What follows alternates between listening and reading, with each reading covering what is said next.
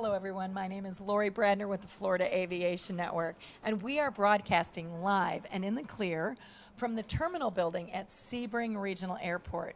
We are here celebrating 14 years of the U.S. Sport Aviation Expo 2018, where we are celebrating the future of flying and flying into the future.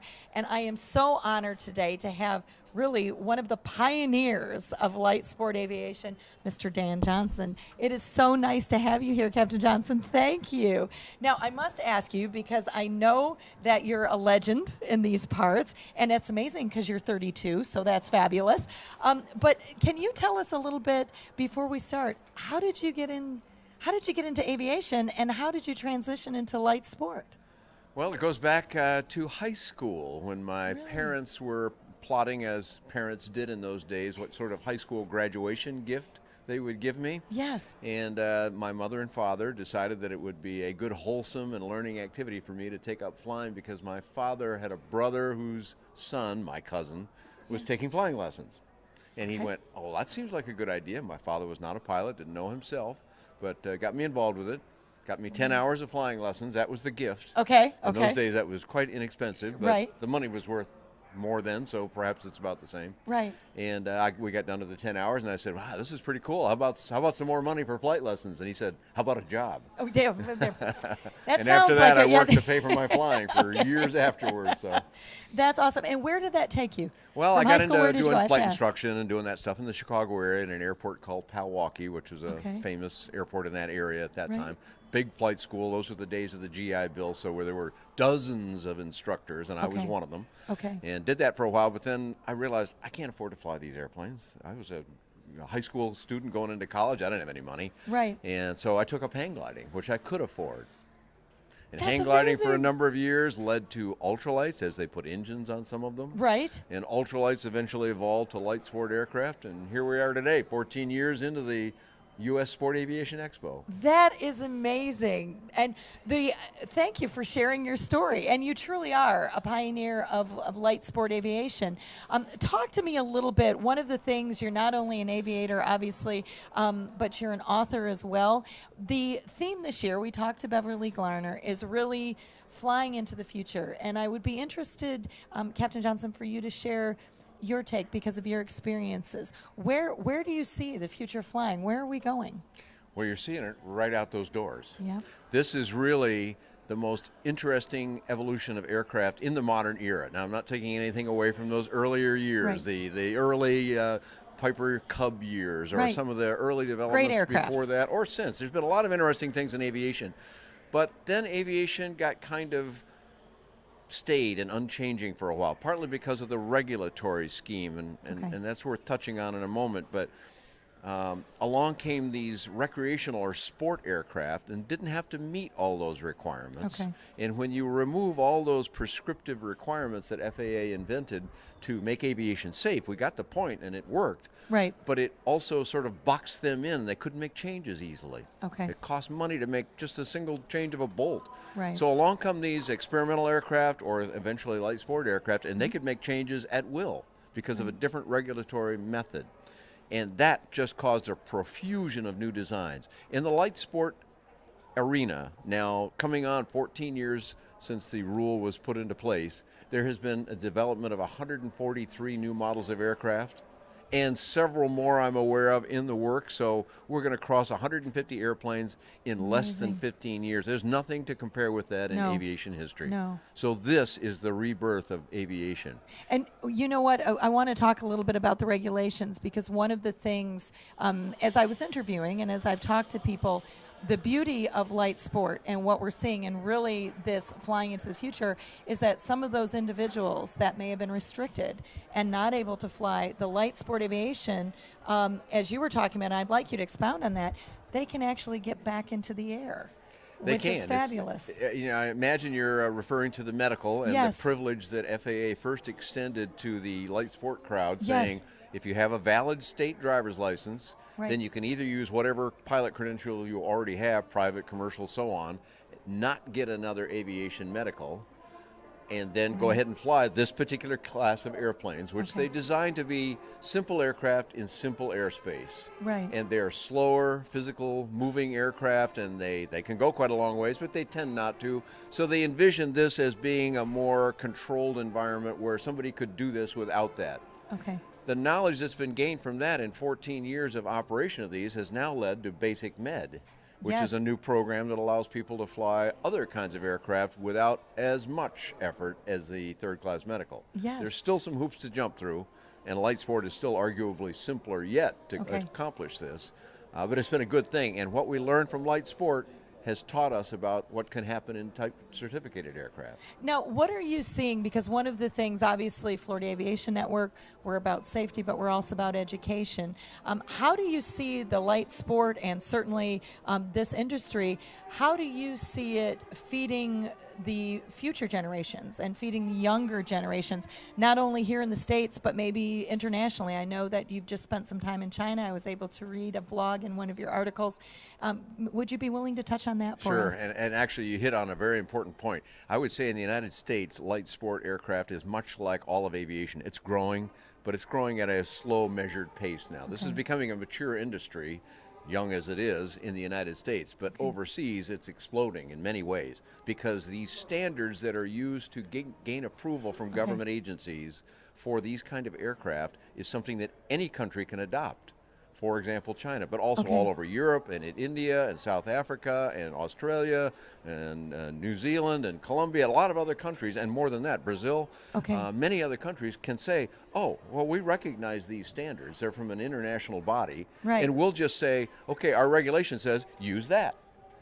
And now a manufacturer who's gained approval in the United States can say, oh, well, that means I can sell my airplane into Brazil too. Right. Now, an American may not care if a manufacturer can sell an airplane to Brazil, because that doesn't affect his or her flying, but it's important because that manufacturer has now got a broader base of customers and can do more things, can develop more interesting products, can test more thoroughly, and all those things benefit the American consumer as well. Right. In fact, the reality of it is in 2015, there were 3 light sport or light sport aircraft light sport aircraft like airplanes sold for every type certified aircraft sold globally. 3-to-1 ratio. Really? So this is the growth area in aviation. Wow. If you look at it globally. Okay. China is one of those emerging countries. Already emerged in many ways. They've got more tech companies and automobile companies and high-speed trains and bridges all over the place and construction everywhere. But aviation is still an underdeveloped market. Isn't that amazing? The central government has said, though, we are going to build a lot, hundreds, thousands of airports possibly. Okay. And they need some way to use those airports. Right. And we have the solution with the aircraft sitting right here at Sebring. That is fabulous. Now, talk to me. One of the, it seems to me, and I had one of our guests that was kind enough to share, and I would love your take on this. The quote that he used is that flight is the tie that binds. You've been all over the world. You've talked to several different people. You've talked to children from, I'm sure, ages 2 to 92. Are you willing, would you expound on that? Do you see that flight really is the tie that binds? Yeah, it kind of goes along with another one that says in a more political realm, but it's still meaningful in this context, I think when products cross borders, soldiers don't cross borders. We rather would have trade with people and friendly attitudes with people than have soldiers menacing each other at a border. The latter is clearly not desirable, and no one wants that, really. So aviation is a kind of like mathematics or music. It's a language that can span cultures. Exactly. And everybody dreams of flight, even if they don't know how to achieve that. That's right. They don't know how yet, most people in China, but we'll hopefully bring some education to them. Now, what's next for you, Captain Johnson? Where are you going next? I'm sure I can tell that you don't rest. I'm wondering if you sleep at all. You are just a bundle of energy.